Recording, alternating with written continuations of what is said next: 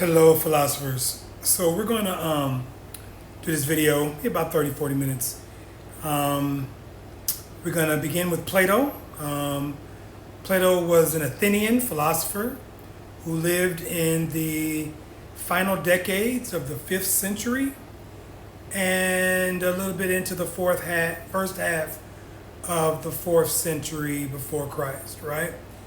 Plato wrote many works which were widely known and admired in those ancient times and even beyond, right? With many copies being made and remade and copied over the centuries. So we still have most of Plato's writings today. The convention we follow in discussing Plato's works kind of date back to the Renaissance period of Plato's works, where we use what we call Stephanus notes, or a Swiss scholar translates the notes as Stephanus or Stephanus in Latin. Each page of Stephanus edition notes is divided into sections, right?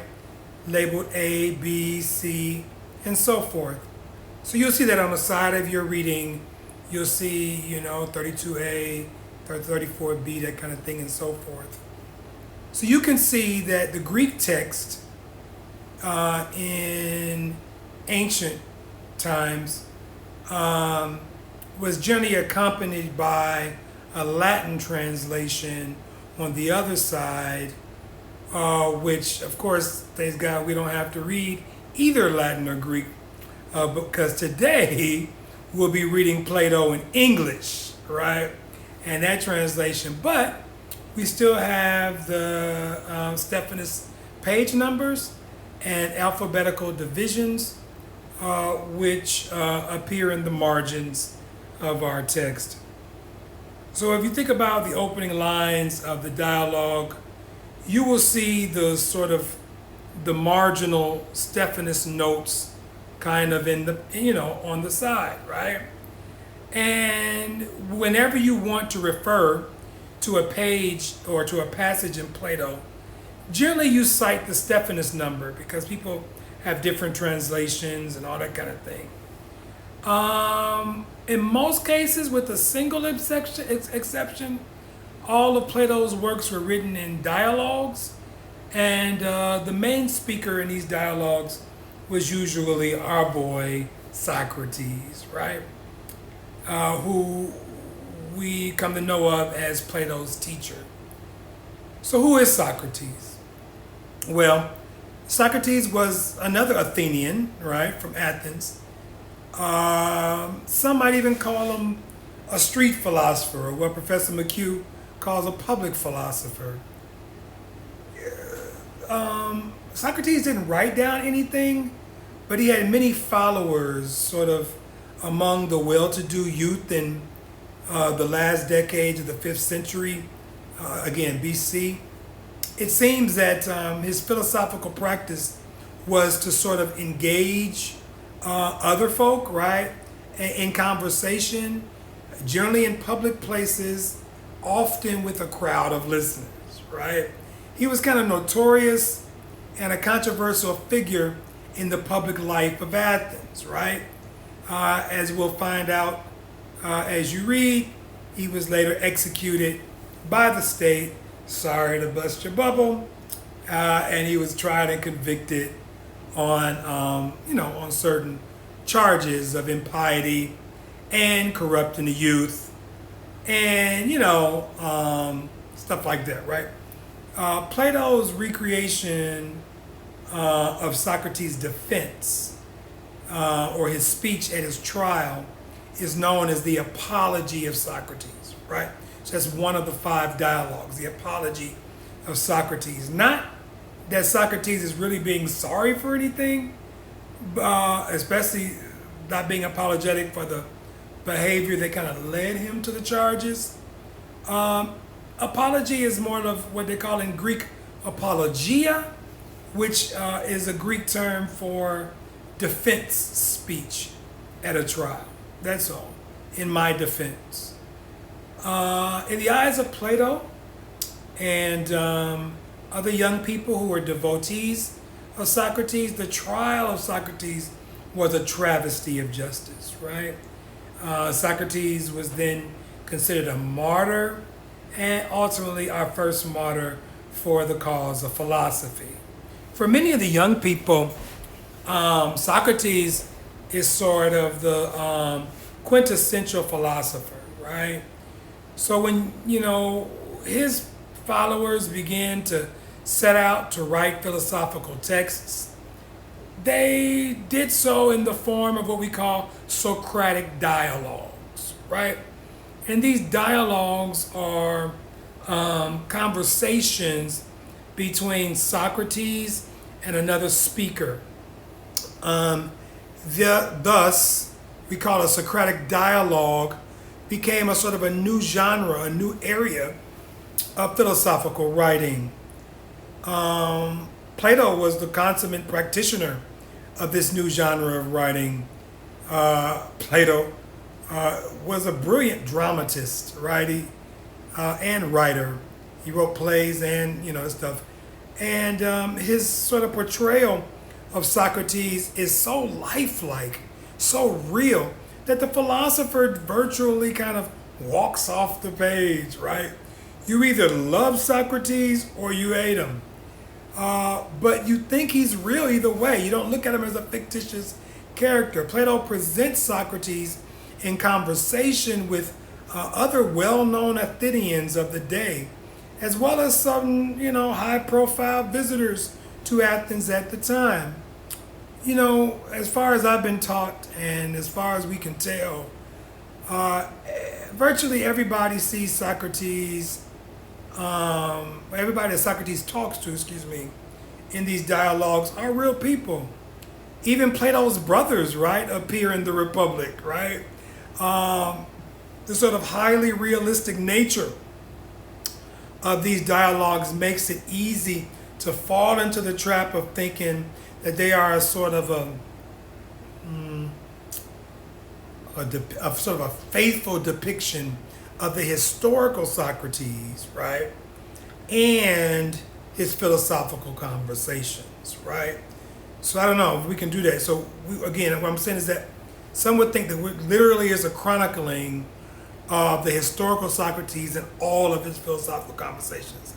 However, we kind of need to take some critical distance, right, and give Plato his due as a philosopher and a literary artist. Sort of thinking about that, to that end, it's helpful to compare Plato's Socrates to sort of those written by other followers of Socrates, right? So Plato wrote on Socrates, other folk wrote on Socrates, right? Unfortunately, most of these other Socratic dialogues haven't really kind of made it through history. And, only kind of textual fragments exist, if at all, right? We do have a few works by Xenophon, which is a it's a post-Socratic, but those are kind of less entertaining to read than Plato's.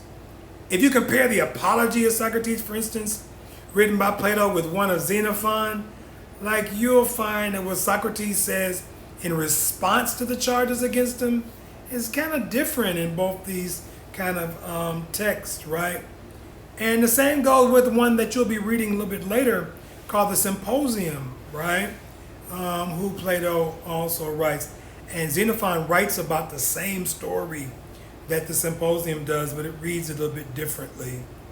So rather than try to figure out kind of which apology or which symposium gives us the more accurate account of Socrates, as if we were like journalists or biographists or something, what is more fruitful as philosophers is to treat the dialogue as a genre, as a way of looking at literature and philosophy in which different writers sort of had their own purposes in trying to portray Socrates as they do.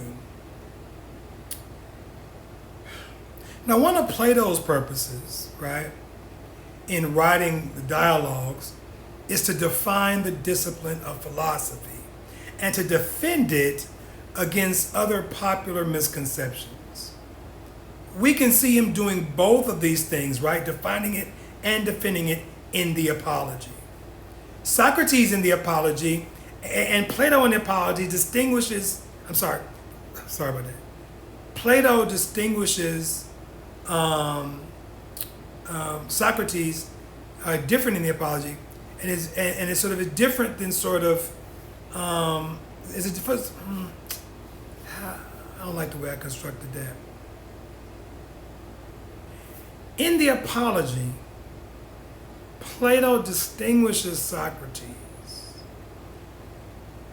from sort of two different, I put it that way, from two different groups of thinkers who were also viewed with hostility by many of Socrates' contemporaries, but both of whom we would have to lay claim to the title of philosophers.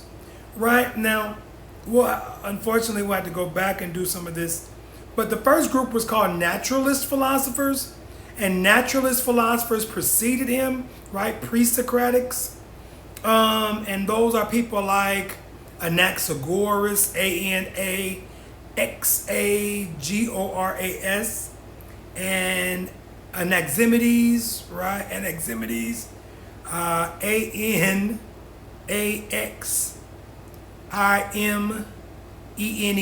right? Anaximenes, right? So Anaxagoras and Anaximenes are sort of who Socrates is going up against later on, and then there were also people that was more Socrates' contemporaries, like Democritus, right? Democritus, Democritus, right? And in the popular characterization of these thinkers in Socrates' day, their business was to sort of investigate things, and I'm quoting actually that you'll find in the Apology, to investigate things that were both beneath the earth and in the heavens. Did I say that right? Yes. Right, heaven and hell, right. Beneath the earth and in the heavens. You'll find, obviously, this in the Apology. And in the Apology, Socrates insists that this was never engaged in, sort of, Socrates didn't do that kind of inquiry, right? He didn't engage in the highs and lows, the heavens and the earth and the hells, right? And actually, when one of his accusers tells the jury that Socrates says the sun is a stone and the moon earth, he says, whoa, slow down, homie. And he called his accuser, you'll find out, is Meletus, Meletus. And Meletus, he says, listen, you tripping, bruh. Like, you talking to Socrates, you giving a conversation about Anaxagorists, those are naturalists. That ain't me, right? So is it Anaxagoras you're accusing? He says, because Socrates, in contrast to the naturalist speculations sort of these pre-Socratic thinkers, Plato's Socrates is interested in ethical questions. Not highs, lows, moon, sun, stars. But he's interested in how should you live, right? What are the priorities that you should follow in your life? And he has answers to these questions. He insists that the most important thing in life is not wealth and power. Remember, there's a war going on at this time, and Sparta was big, right? They had all the power, and many of the Athenians wanted to be like the Spartans. And, Socrates is like, man, y'all are looking in the wrong direction for excellence, right? So he says it's not to amass wealth and power what makes a good life. He says, but to care for one's soul by doing what? Honoring justice. Above all things else. He urges this position. let me repeat that, right? He says it's not about amassing wealth, right? It's about protecting and caring for one's soul by honoring justice among everything else. And so he puts it this way. He says, by examining himself and others, and by testing those who claim to have knowledge of these important matters, he says that these examinations, these mirror moments, is what the practice of philosophy is. Do you know what you know? Are you sure you know what you know? And ultimately he says there's nothing really more important in life than practicing philosophy. Hence, in sort of the closing lines, one of the most popular phrases in all the history of sort of academia is that what he says, the unexamined life is not worth living. So these very different kinds of questions than even the pre-Socratics, the naturalists, and others have to say.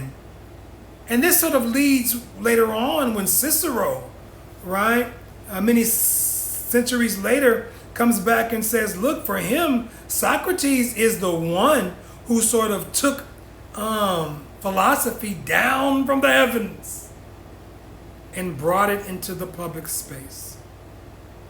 Take philosophy down from the heavens and make it more palatable, make it more engaging, i.e. Professor McHugh's again,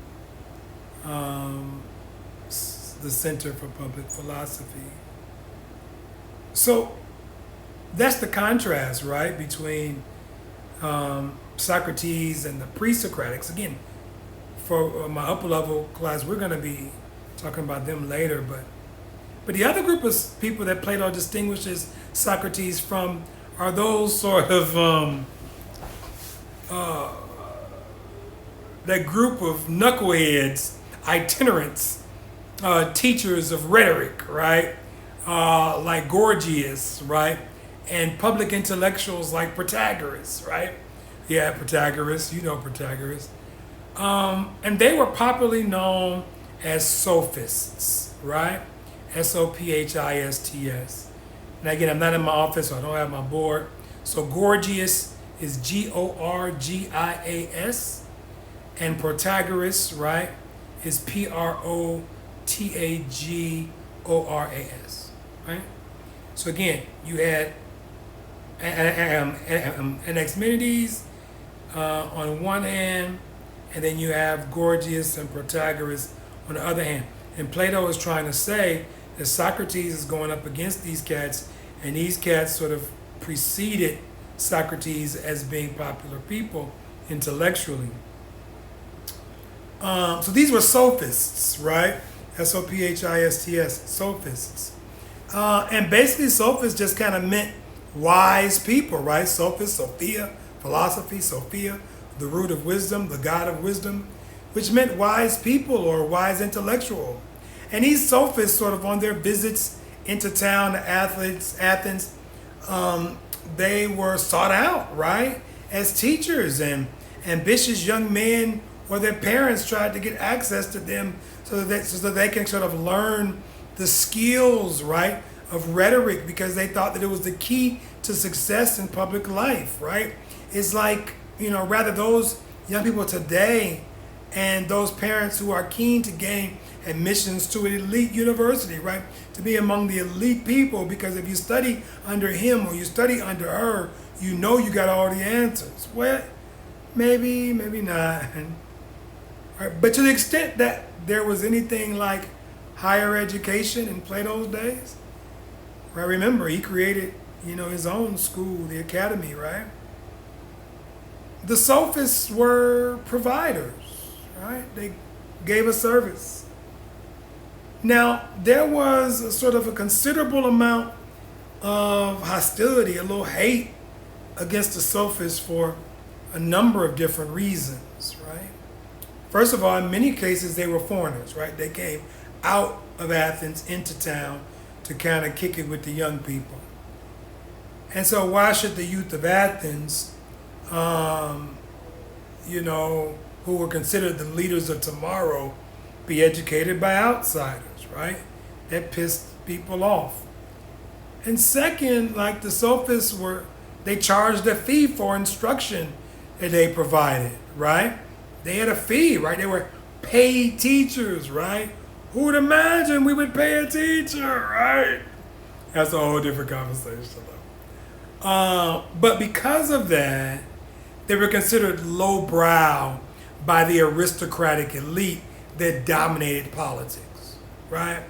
Even remember, Athens is a democracy, so even in democratic Athens, they didn't look too keenly at people getting paid for knowledge, right?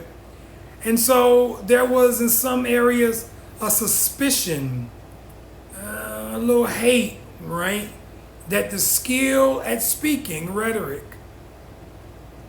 and arguing that they taught was what? Corrupting the young people. So in popular caricature, they taught you how to make what they say in the reading, the weaker argument, the stronger. We would do that in philosophy still. But that's what rhetoricians do, right? You go down to our Department of Communication, go hook up with Katie Warburg or hook up with Sister Cunningham, and you'll learn the art of rhetoric. Someone equipped with this skill could argue their way out of any situation that one might think. You know, they could commit a crime, right? And successfully defend themselves in court. Now, to the external examiner, sort of, Socrates would have looked like one of these sophists. With the exception that he was what? From Athens. He was an Athenian. He wasn't a foreigner, right? He taught young people. He had him a group of folk following him, that kind of thing. But he wasn't a foreigner, right? But I'm sure he enjoyed people watching him and engaging in debate and all that kind of stuff. I bet you that was cool, right? And people learned from him and how to use argument in the same way. Were they learning debate tricks? Were they learning how to make the weaker the stronger? Well, Plato wants us to resist that. For Plato, Socrates uses arguments for a serious purpose, to get at the truth, not to score points in a debate or to impress an audience of onlookers. That is how genuine, pure philosophy is different from sort of mere rhetoric or sophistry. I mean,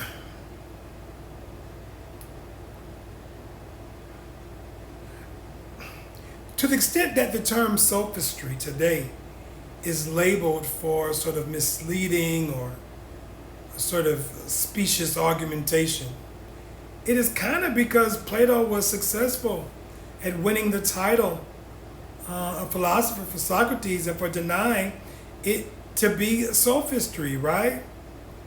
And so in the apology, he said he gave them representation as a pest, right? A gadfly, a horsefly, always getting on people's nerves.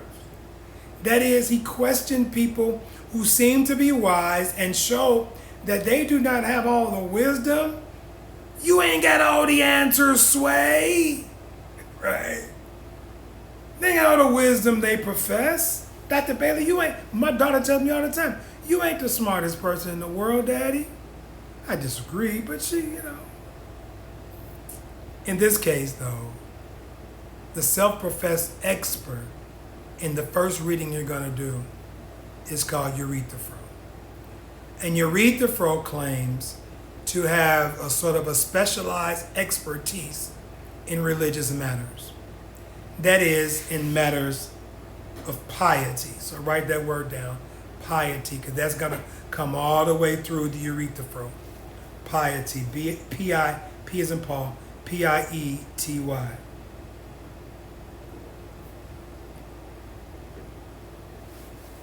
Now, Euthyphro was on his way to court to prosecute his father on a charge of murder.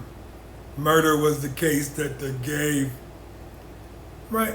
When the conversation takes place between Euthyphro and Socrates.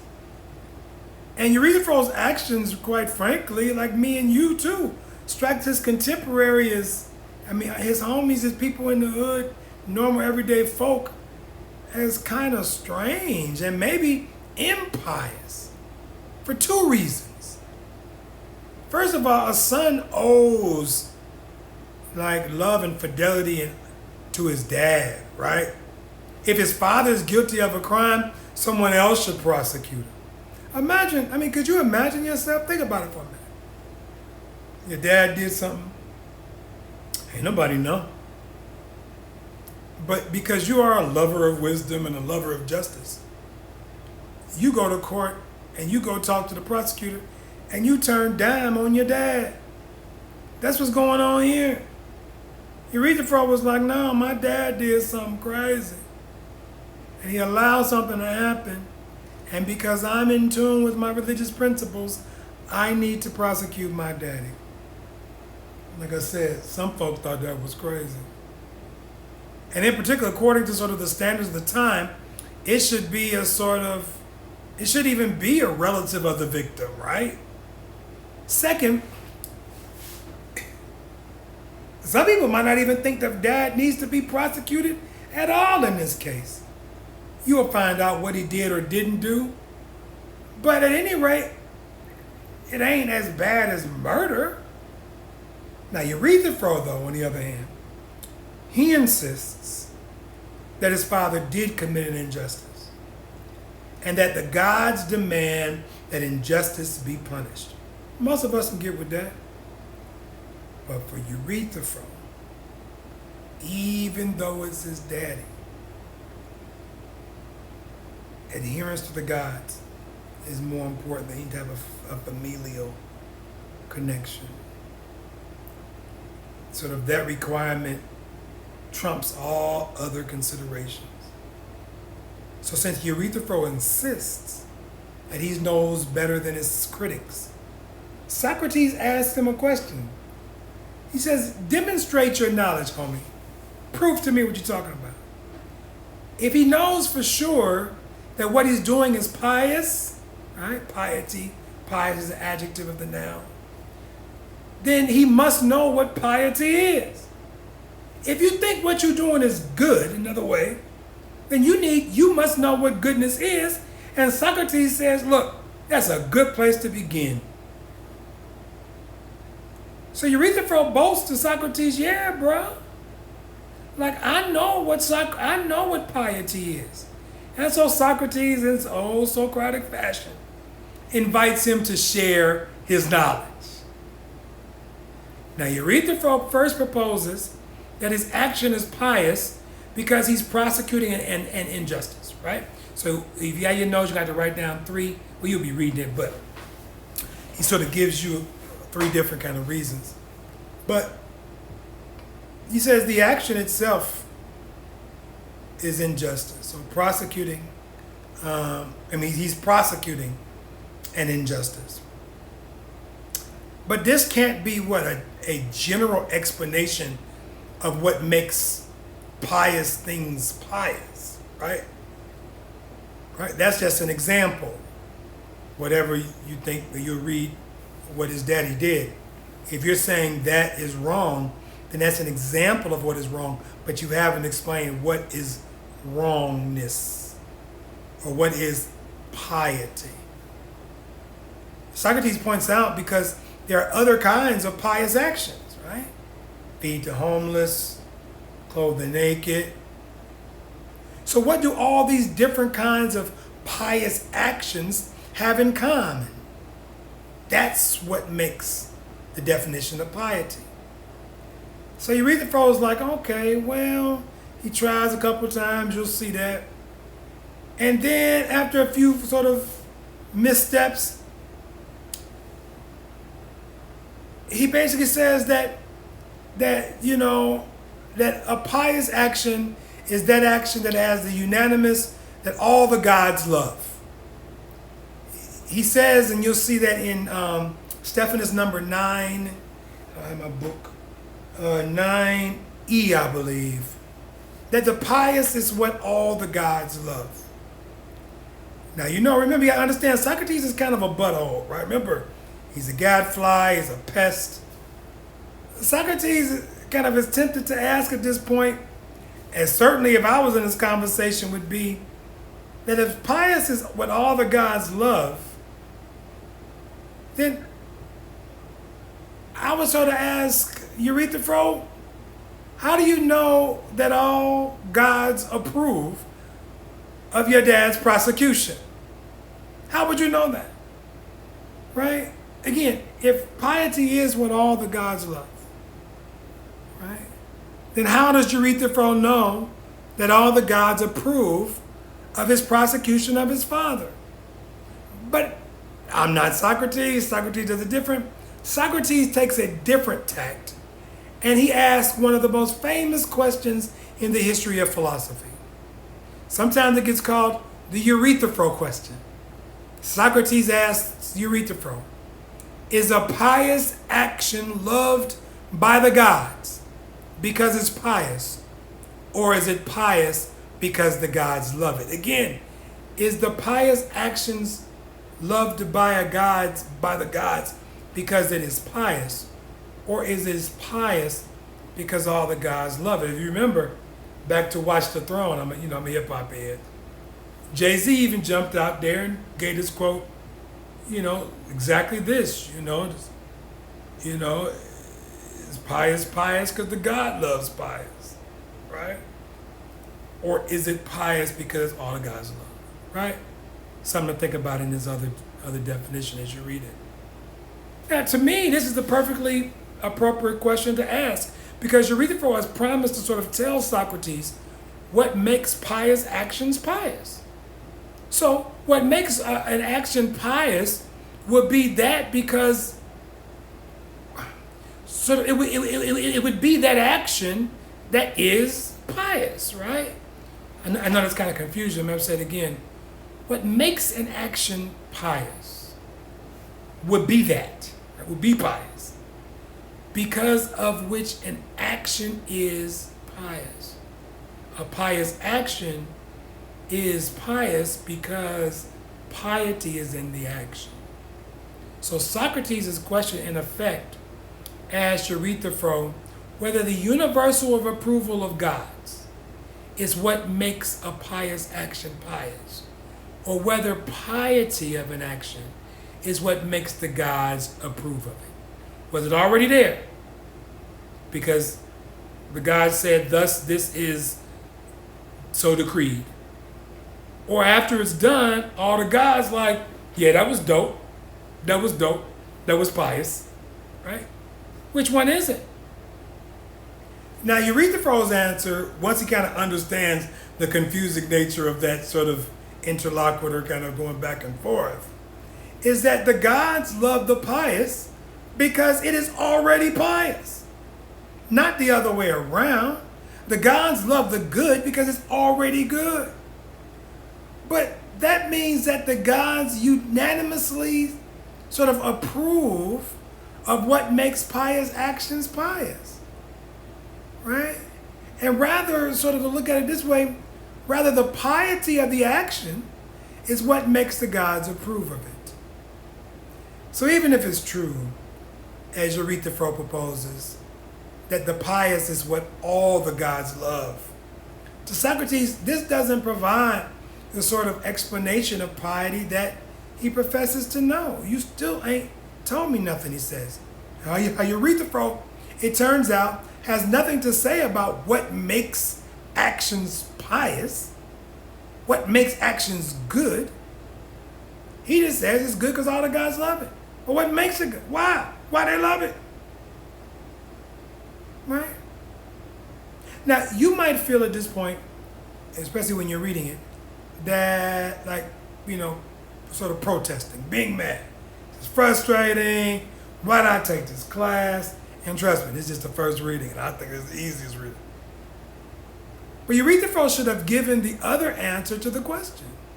He should have said, pious actions are pious because all the gods love them. Then Socrates sort of not being able to sort of trip him up then.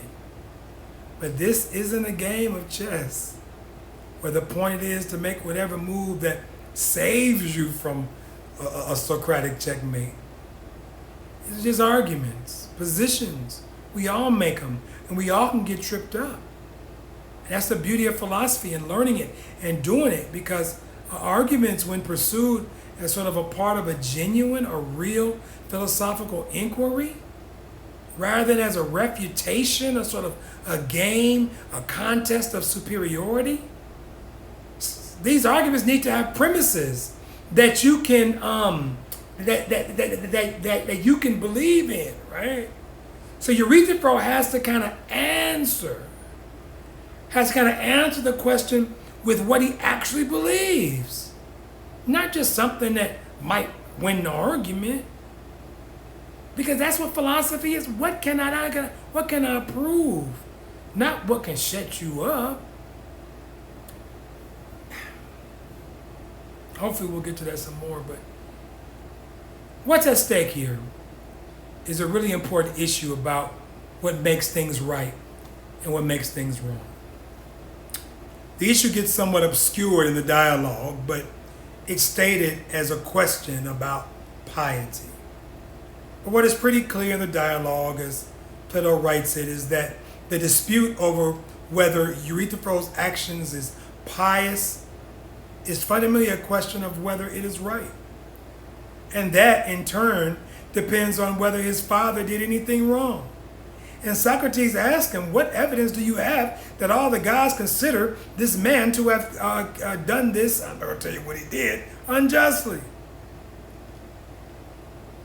And that it's right for a son to prosecute and denounce his father on behalf of such a principle. These are questions about right and wrong, about justice and injustice, about piety and unpiety. These are the questions about piety because Socrates and Euthyphro agree that the gods take a strong interest in the right and wrong and in justice and injustice. And so Euthyphro understands this, and the gods have reasons for approving or loving what they love. And they love just actions because it is just. They love good stuff because it is good.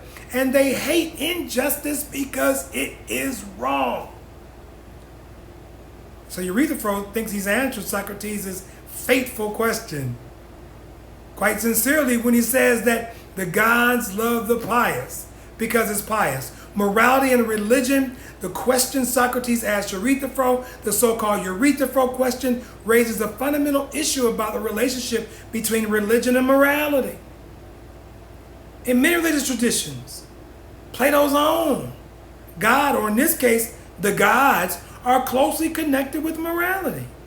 Gods are good and care about the right and care about the wrong.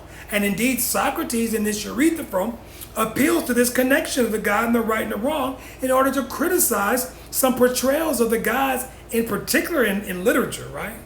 Some old school Greek mythology and in public ritual. And so in this, he's following the traditions of another sort of pre-Socratic called Xenophanes, right? Xenophhanes. Xenophhanes. Xenophanes, who also objected to poetry that portrays the gods engaged in immoral behavior, right? They don't want to diss gods like that. But even pre-Socratics like Anaximander, right? I know these names, I wish we got to this, but we will get to it. Anaximander, Anaximander, Anaximander. So these pre-Socratics like Anaximander and Heraclitus, you might have heard of Heraclitus, Heraclitus, they both follow this sort of moralized conception of God by characterizing the divine order of the universe as a kind of justice, right? That justice is the creation of God, the cosmological ordering of God, right? That is what justice is. Justice is God. God is, In the beginning of the Word was God, Word was with God, that kind of stuff that John says, right? When Euthyphro says that all the gods love is what all the gods love is pious, he's invoking a sort of a connection, right? A connection sort of between gods and morality. So when Socrates asked him whether the gods love pious actions because they're pious or the other way around, he invites him to reflect on the nature of that connection. Does a connection between gods and morality sort of reveal the nature of morality, about which things are right or wrong? This is what right or wrong is based on what God says? Or does it reveal rather a deep truth about the nature of the gods? That they care about right and wrong, yes, but they are perfectly moral beings, right? Plato thinks that his contemporaries, even oddballs like people that they think it's the latter answer, right? And he thinks that this is the correct view to take, that the gods are good and rational, and what they love and hate for the right reasons, right? Whatever they say, because they're gods. But then their loves and hates, or even their commands and prohibitions, would not be what makes things right and wrong, would they? If we want to understand the nature, again, this is what Socrates gets into. What is the nature of right and wrong, or of just and unjust, or pious and impious? We have to turn somewhere else other than the gods, right? Because they're going to be arguing with each other. They ain't going to have the right answers. It must be something about the actions of individual people, right, that determines right or wrong. Does that make sense? Right? A sort of, it must be an understanding. It can't be the attitude of the gods, right? How they feel today, right or wrong, that makes right or wrong. So consider how our conception of the gods would have to change if we thought their approvals or disapprovals were what made things right or wrong. Suppose you've done something to incur the wrath of God. I am angry with you, Julius, God says, and I will punish you for what you have done. But what I have done wrong, I might ask. What have I done wrong, God? Why am I being punished? Why me, Lord? Why me? For cruelty to others, God might say. Well, what's wrong with that? They piss me off, God. I don't approve of it, God says. But why not? What's wrong with cruelty, God? See what we just did? I just don't like it, God says. But that's all God can say on the view that we're considering. I just don't like it. When I asked what's wrong with being cruel, he told me that's the reason I don't like it, because it's cruel. What's wrong with being cruel? I just don't like it. For that view says that there is nothing but the God's approval and disapproval that make our actions right or wrong. One might object the gods are not the moral and principle beings worthy of our respect and worship, if you're atheist or something like that. But, or you might say, maybe we shouldn't even respect him and worship him, especially in polytheistic days, because they're just, sort of foot stamping and rubber stamping autocrats, right? Whose ultimate concern is just having their own way. They have no reason of approving our generosity or disapproving our cruelty, rather than the other way around. Morality looks entirely arbitrary in such a view. I'm wrapping up here, sort of. So, though we like to call God-based, divinely inspired ethics as duty-based and absolute, but the gods don't come out looking very good sometimes in polytheism anyway. This is, in fact, one of the morals of the final section of the Euthyphro, where Socrates invites Euthyphro to explain the relationship between piety and justice. Yes, the gods demand certain things of us and reward and punish us accordingly. But what is the point of their demands? What good and great project are they trying to accomplish in which they are enlisting our cooperation? What they up to? That's what Socrates asked Euthyphro. All Euthyphro can come up with is that we're doing what pleases the gods. An answer that both Euthyphro, he, and Socrates recognize is not really a good answer. We act to please the gods. You know, the moral philosopher, the ethical philosopher, or even in Plato, intends to draw, or so what Plato's trying to draw from us or get out of this is that piety and justice may be pleasing to the gods, but that isn't what makes it pious or just. Right? To think otherwise is actually disrespectful of the gods. All right? Enjoy the Euthyphro. Then we'll move to the apology on Wednesday or Thursday. Take care.